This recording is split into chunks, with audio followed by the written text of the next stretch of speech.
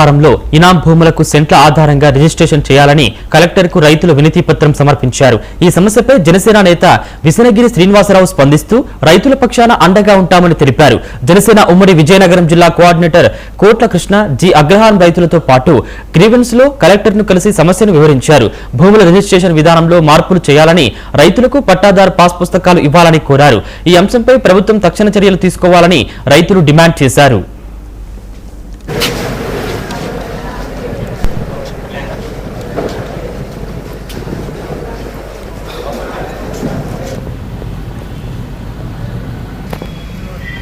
Media మిత్రులకు నమస్కారం.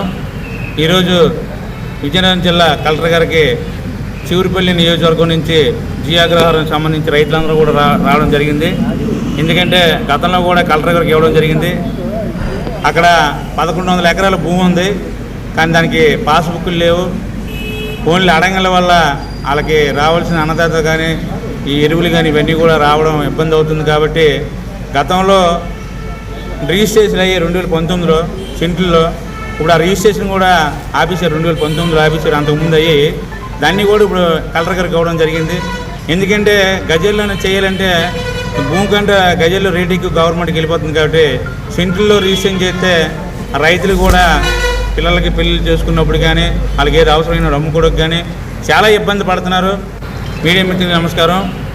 ఈరోజు కలెక్టర్ గారికి మా యొక్క చీపురుపల్లి మండలము గులివింద నగర గ్రామంలో సుమారుగా 50 మంది రైతులు ఈ యొక్క అర్జీని ఇవ్వడం జరిగింది.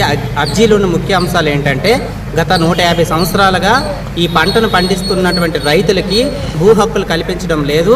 కేవలము పండించినంత వరకు మాత్రమే ఉంది.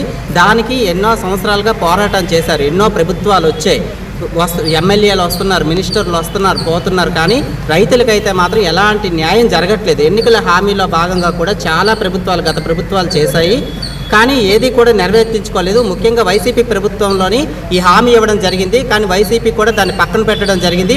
ఈనాడు కూటమి ప్రభుత్వంలో శ్రీమతి లోకం నాగమాధవి గారు మొన్న శాసనసభలోని ప్రకటించారు.